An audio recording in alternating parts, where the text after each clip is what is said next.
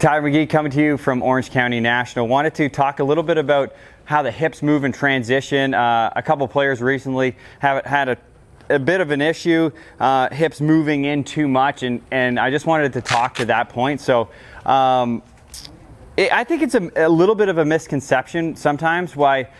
So what I mean by that is sometimes when you're trying to keep your hips back, what I see is people try to keep their hips back, but they lose control of where their center of their chest is pointed. So you'll see them try to keep their hips back, but then their chest will be up, the back will be an extension, and inevitably you're gonna still move into the ball when you do that, okay? So what I want you to do is when you get up to the top, I want you to start to feel like this side here is pushing back. So as this lead part right here, sorry, I forgot two cameras here. So I got the lead part pushing back, this rib pushing back to help me create more space here for my hands. And then as I come in, instead of trying to push your hips back, try to feel like your chest stays down more and actually pushes, sort of comes down, like you're almost doing a little bit of a crunch to help push your pelvis back, because we still want everything to extend as we hit it.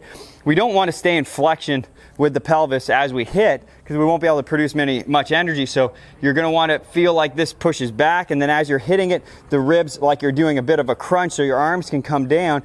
Usually if I can keep the chest and head in a good spot, the pelvis is going to be in a better spot, and then ultimately this hip can get back out of the way, so we're keeping space but still able to push and hit an aggressive shot. So what I'd have you do is just work on little ones where you feel like you're coming into impact, you keep your space. You can have something back here if you want a reference point, right? But I'm not trying to stick my butt back to do it. I'm letting my hips move naturally. My right hip's still gonna come in. I'm just working on my rib position, trying to keep my ribs down and push back so I still have space for my hands. And then I go back and then I chip it.